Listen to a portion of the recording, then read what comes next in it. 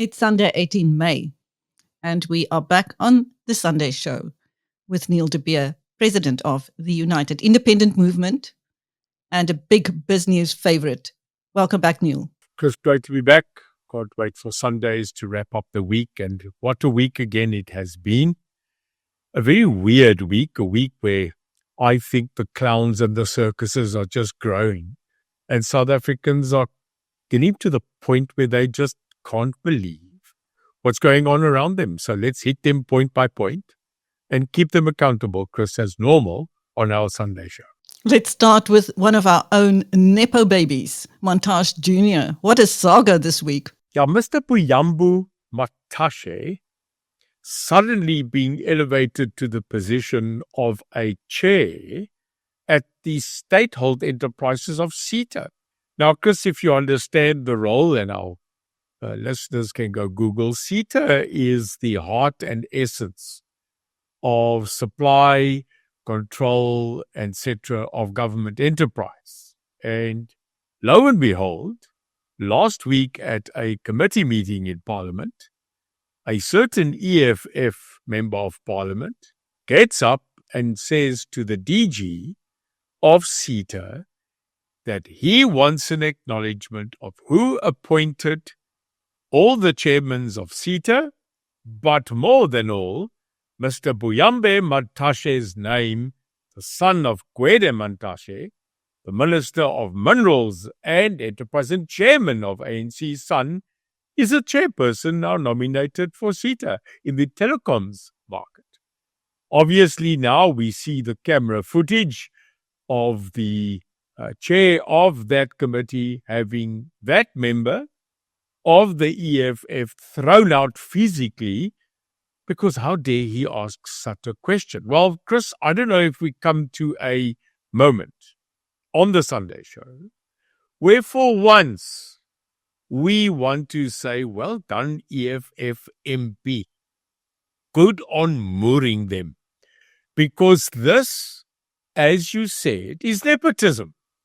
This is very clear that someone at this current moment decided to appease the Mantashe family by again doing something which the ANC has now probably made one of their own scenarios, and they can actually put it down as their own publication, and that is cadre deployment, looking after family, and hundreds of them. So I now understand the day after, because of this hurrah, that now they are withdrawing and suspending the process of chairmanships. This shows you how guilty they are, and if we didn't get up and start making that hurrah, that most probably another member of a family would have been on the gravy train. Yeah, well done to that Economic Freedom Fighters MP. I agree with you. On to the Battle of Nampo and President Cyril Ramaphosa. Chris, it's a circus.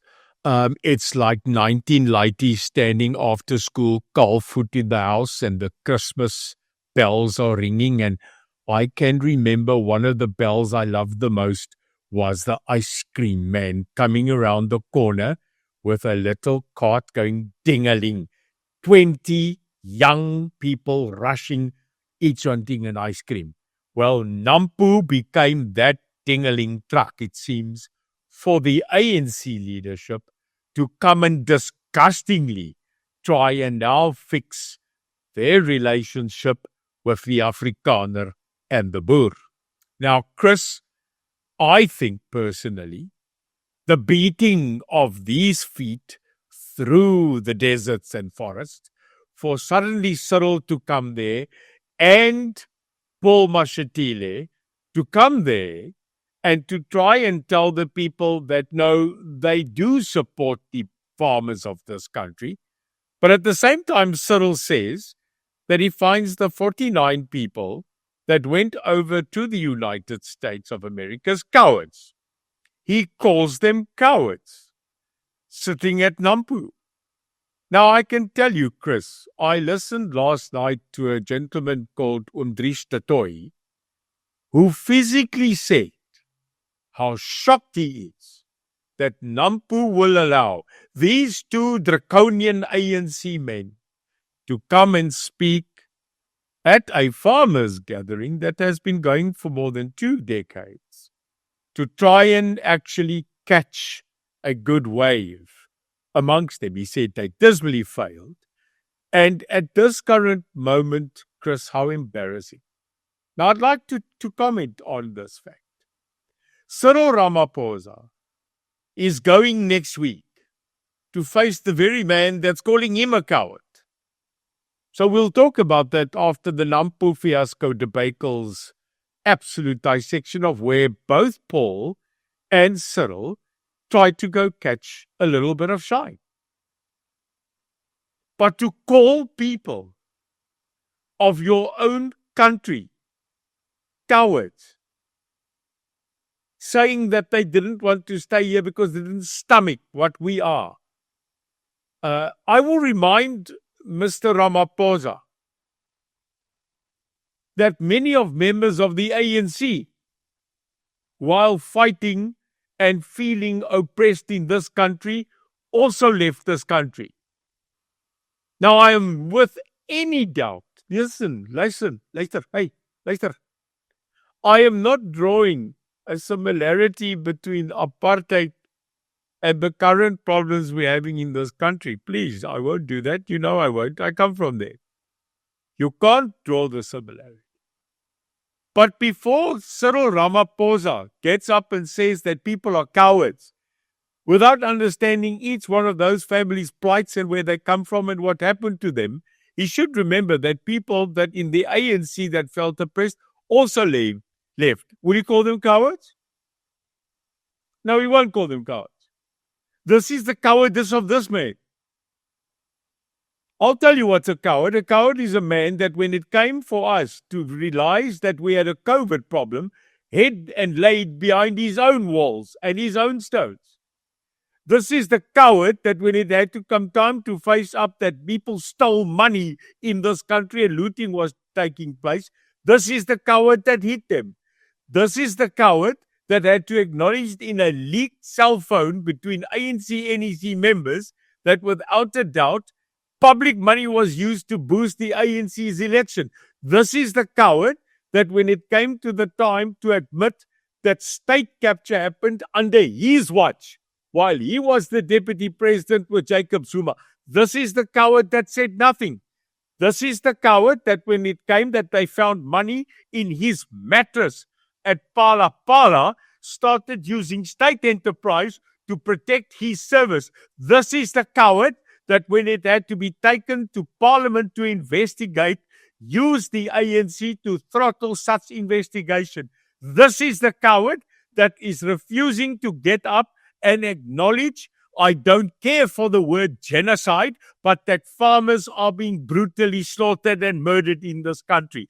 This is the coward that is refusing to acknowledge that we made mistakes by backing Iran. This is the coward. This is the coward. So if I had to really start writing stuff down about cowardice in this country from a man who calls other people cowards, then Cyril Ramaphosa, like you had to admit at the Zondo Commission that the ANC is accused number one, well, Mr. Ramaphosa, you are coward number one. And until you don't fix that, you'll remain so. Sis, ga, kan nie glo, jy noem jouself a president nie. And then not even to talk about the lucky Paul Mashatile, who also put dust on the million rands of black cars driving into Nambu. He is not supposed to be there because he himself is the person that said that he would be spearheading taking land without compensation. To the farmers at Nampu who were there, I am very sorry to tell you that you let those wolves into that area. And I hear that when both of them were talking, certain people were even clapping hands. Disgusting, and they will deserve what they get when they come to America. A goeie pak sla, and I'm telling you, Chris, I hope that Donald Trump sal al twee para hulle moer stuur, because they deserve that from my side. I feel much better now. Let us look at the composition of Team SA for that bout with US President Donald Trump this week. They're going to be slaughtered.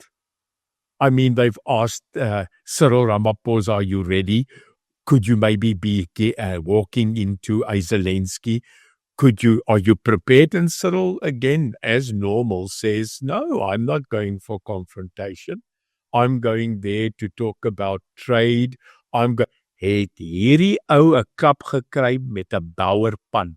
Chris, is he allegedly on Valium? Wat sê hierdie ou? Because let me quickly tell you, he is going to go into an area where he insulted categorically Donald Trump, where a person like Ronald Lamola is the spearheading justice operator that laid the charges at ICJ.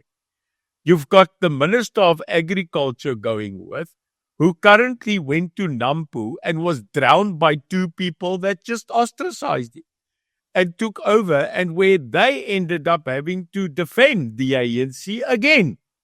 And he's going to have to sit there and they're going to have to answer the question, not about growth and agriculture or staying at AGOA, but they're going to talk about land without compensation. And the big fight, Chris, that people even had to run to Google or Grok to go ask, what is the difference between nil and zero? We had to go and fight because someone was saying that nil and zero compensation is actually different. So, the composition of all of this merry bunch of jelly tots flying over to go see Donald Trump even includes our most favorite ministry in the presidency, little Mrs. Kumbutsa. And that little lady, Mrs. Kumbutsa, is going to merrily get there, and Mrs. Kumbutsa Nasheveni is going to sit there as the minister in the presidency with an 80 million alleged rand corruption charge that is still hanging over her head. So, Chris, can you imagine? This is a merry bunch of alleged thieves, circus clowns, and beards going to sit in front of one massive power and having to talk their way out of it. Chris, great things have happened in the past. You never know. Probably Cyril's going to try and do the projects and try and turn on the charm, and other people are going to run cover.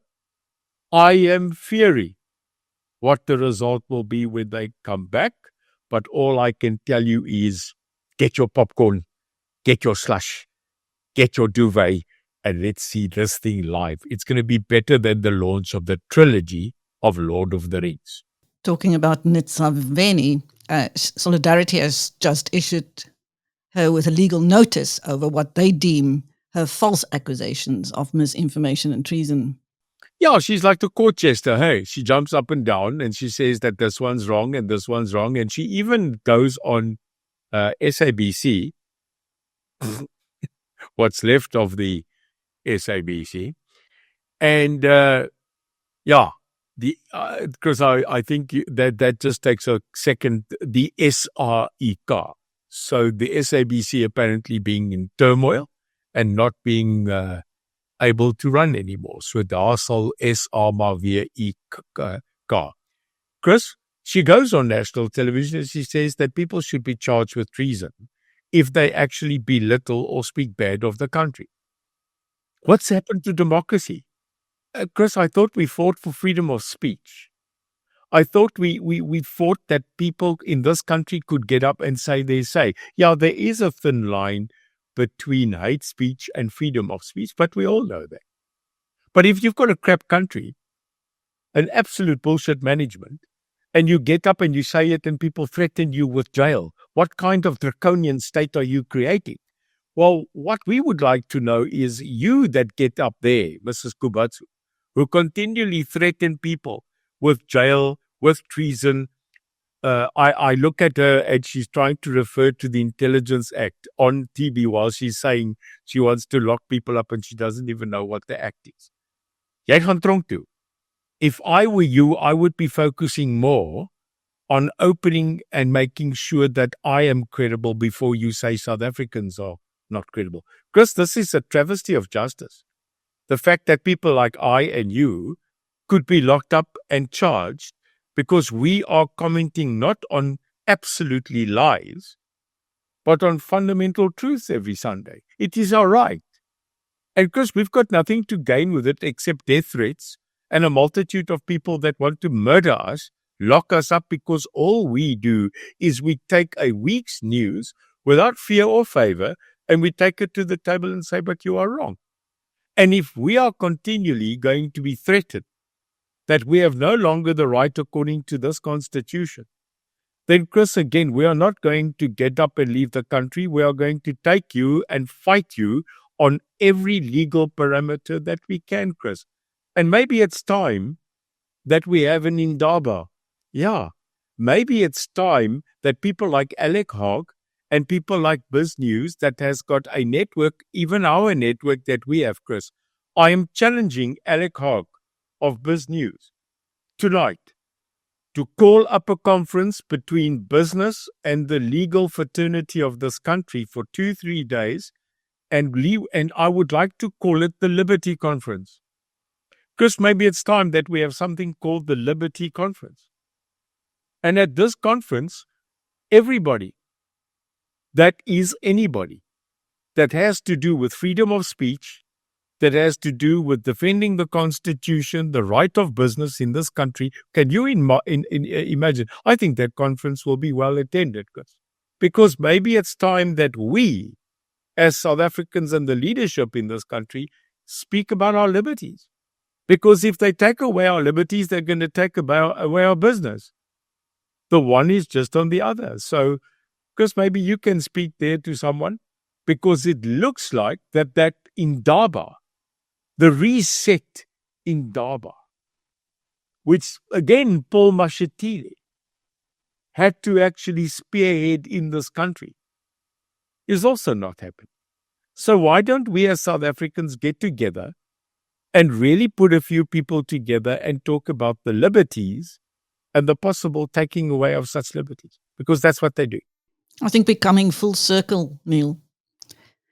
Anyway, let's look at another member of that team, Democratic Alliance leader John Steenhuisen. Many people are calling for him to be replaced as the leader of the party and certainly as the Minister of Agriculture.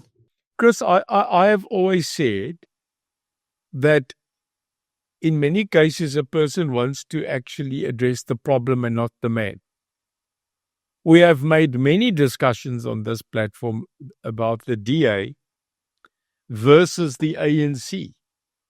But what has happened, no matter how the people at this current moment want to stall the jelly, we have no more opposition in this country. The biggest failure in the GNU at this moment is that the country has become silent. We are sitting in a matter where either the ANC will turn around and say our tactic worked, or the DA will have to get up and go, we were caught by surprise. Can I stand still on that matter, if I may? Just the dissection of this. The era where we had a Helen Zille, a stunning, and John is and was a unbelievable chief whip, under the guidances, obviously, of other parliamentary leaders.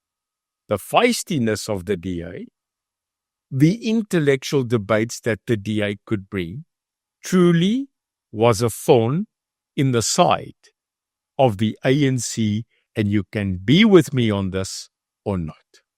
When we went into the multi-party charter, which you know I was one of the leaders, we were in factual fact preparing to take over government. It was Neil de Beer, John Steenhuisen, Pieter Groenewald, the Honourable Schlabisa of the IFP, Herman Mashaba, and 3 or 4 other parties that were there. We were ready to take over government. And as the election crept closer to May 29, 24, we realized that it was not going to happen. A deal was made. When that deal was made, history will tell, and the GNU was woken up. Chris, by the GNU, coming on, many people listened to when the DA had to get up and explain. When it said it's going to rescue South Africa, but rescue the country from whom? And it was very clear that they were going to rescue South Africa from the ANC. History will now tell you that they are in government together. And the expression had to be made, but why? And it was that rather the devil you know. Because we've had a program about 5 months ago when we spoke about this thing which is now creeping in, which becomes the excuse, the acceptable oros in the can of water. The palatableness is when you say, for the greater good. We had to do this for the greater good. We have to do this for being wary of the devil we know. DA then became a partner of the ANC.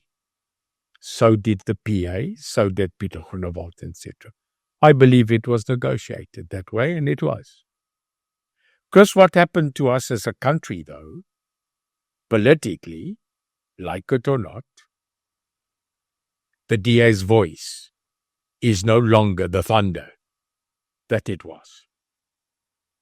The DA's equipped stability to ferociously and viciously attack the ANC on every matter where they are getting up and slaughtering the current law, the current liberty, and the current ethos of this country's absolute freedom has become stifled and silent. The heated debates that we used to depend on in that parliament, which has now become a tent, has become silence of the lambs. The little quips, the little situations of poking 1 or 9 or 12 cases to keep the absolute law in place has become a circus and as comical as the best show in comedy you can find on TV. We have lost the momentum of having to be able to draw sword on sword. We have lost the momentum where we could get up and take on the cabinet members one by one in the parliament in public to annihilate them for doing theft, corruption, nepotism, and failure of service. And the reason for that is there's no longer a credible opposition left in this country. The mere fact that you've got DA ministers sitting in the exact cabinet of wolves, of the draconian dragons, and having to be silenced because they serve an overlord. Oom Nico Roux het gisterand gesê, dit is 'n verskrikking om te sien hoe die volk moet kniel voor 'n adder, sodat daai adder hulle nie met gif kan smeer. That were his words of the people at Nampo. 'n Adder in Afrikaans translated to English is a snake, an adder. And that's Cyril Ramaphosa.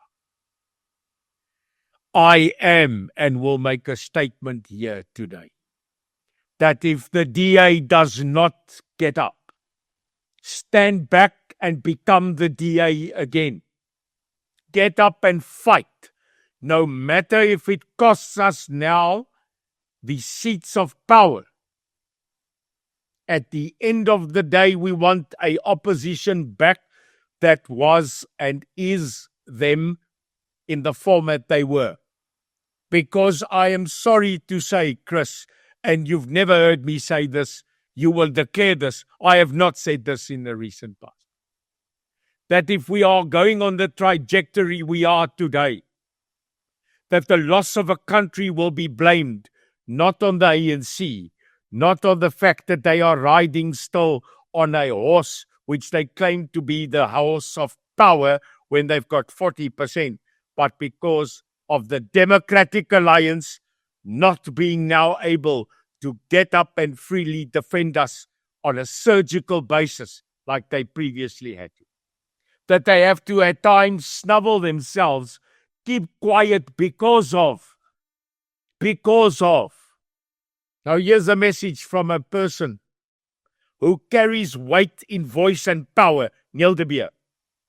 We cannot continue down this road because politically we are falling apart because we have no more and cannot muster any more defense against an ANC who annihilates us in politics, disregards the GNU, absolutely takes us for fools, and continues to run this country, Chris, as if they are still in power. Someone has to get up and stop saying, if that happens, this will happen. They have to take out the atomic bomb and drop it in the GNU, because they are not going to let us do what justice should be done. Time has come now. And I hope the comments on this Sunday show will show and reflect that what I have just said, many thousands of South Africans will agree with me. And I am sorry, but John is fighting a battle of his life. Everybody's trying to cover them. But it has become time now that we realize that we are in bigger trouble than what we thought in this GNU. We are better outside than what we are within. That is certainly the sentiment of many people who have been contacting me in recent days too, Neil. While we're still on the leadership, party leadership issue, another name has come up of somebody who is now being regarded as a worthy future leader of the African National Congress, and that is Dr. Zamani Soul, the Premier of the Northern Cape, where the African National Congress has won 4 wards of opposition parties since last year's election. Chris has not failed. I mean, when you talk about Uppington, Springbok, Northern Cape, you know, if there's an area in the Cape, you can see I am still white in the face. I am white. Ek was nou kwaad.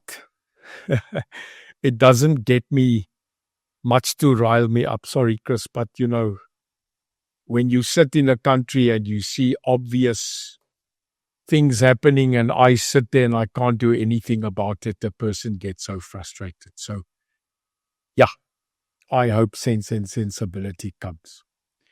Chris, when you talk about the Northern Cape, it's as if it is a family member that's too far to come for Christmas. But you know, their family, you know, it's that uncle that you hope he bakes it, because when he gets to the Christmas, he'll have 1 or 2 sherries and light up the party. So the Northern Cape is there. You know, it's a person that is fun.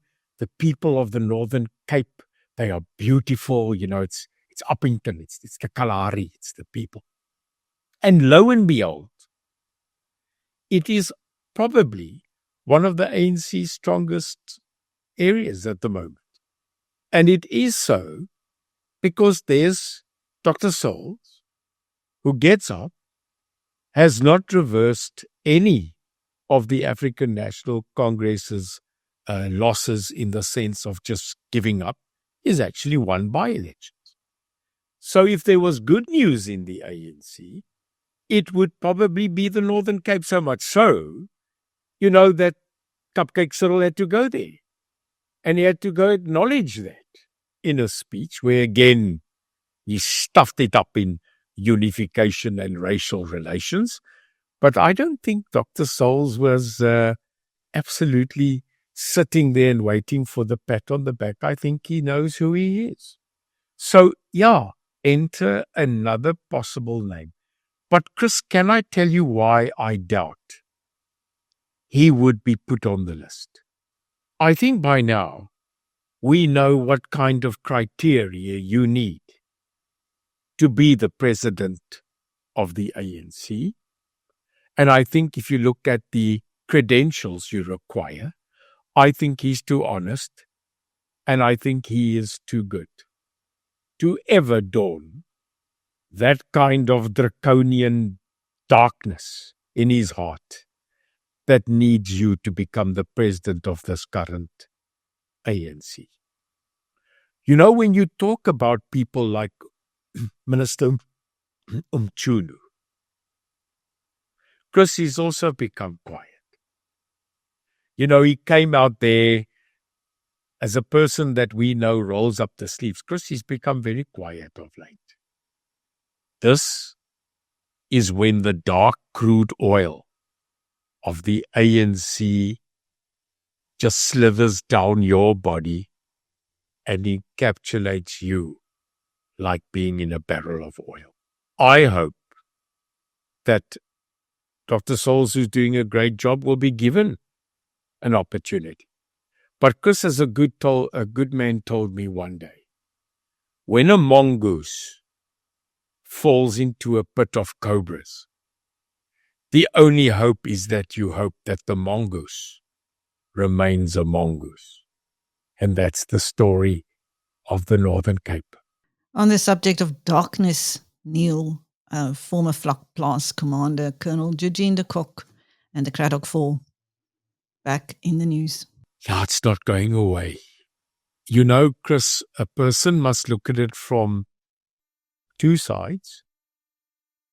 As you know, I vehemently had a lot to say in the era of the TRC. When that was over, it was supposed to be over.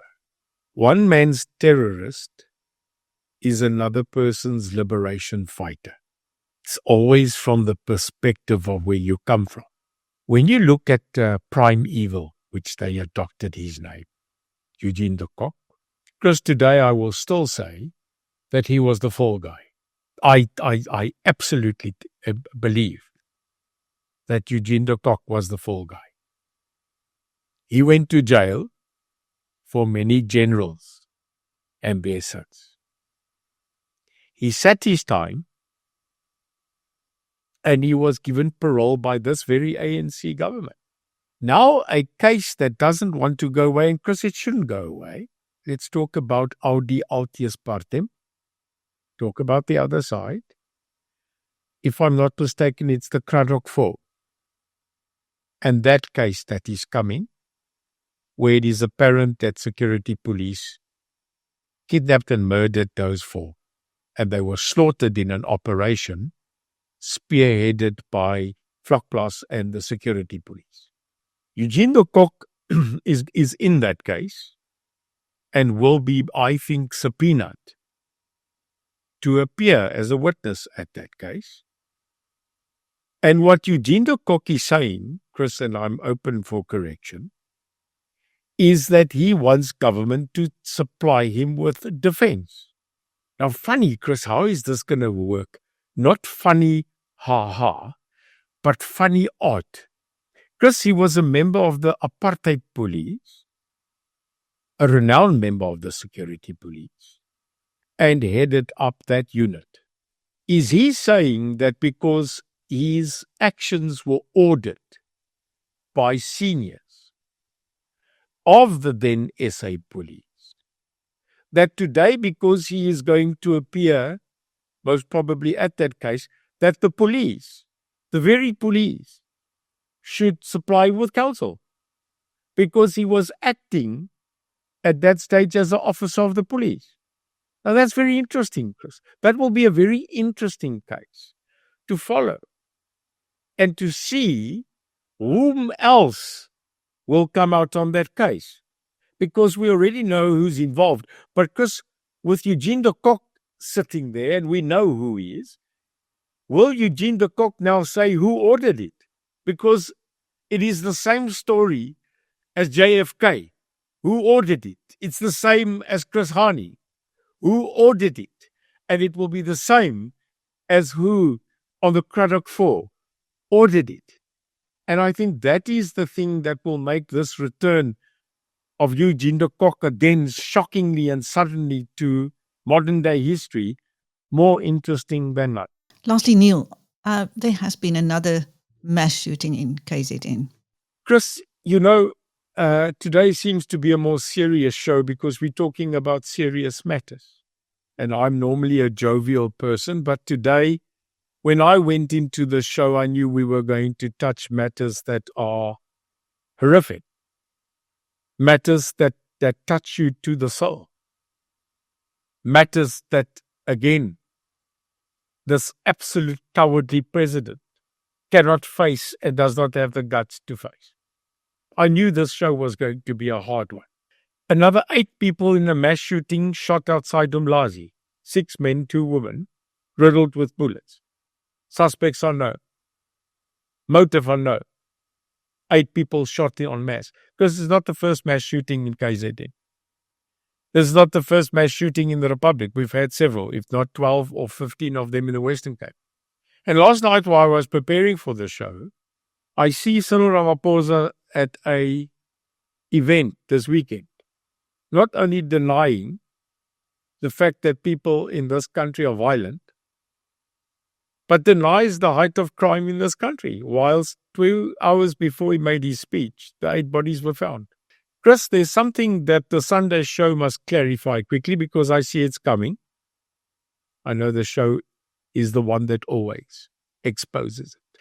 Chris, we should have never used the word genocide because they're now picking on the word genocide. Instead of finding a solution to the current horrific murders that are happening, more than 80 to 90 a day, they are now saying that doesn't happen because there's no genocide in this country. I agree.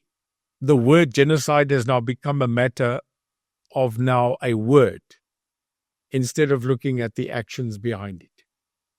The ANC is now trying to deny genocide. They're trying to get Kali Krul and everybody that can get to a microphone to say, is there a genocide? Chris, they were wrong by saying it's a genocide. They should have used the word mass murder. Crime is out of control in this country, and currently they can't deny that mass murder is happening day to day in this country. So if you are not satisfied with genocide, park it, take it out of the equation, don't use it in the vocabulary, but then admit that mass murder, brutal murder, is happening in this country. Not just to white, but to every single race classification in this country. Mass murder.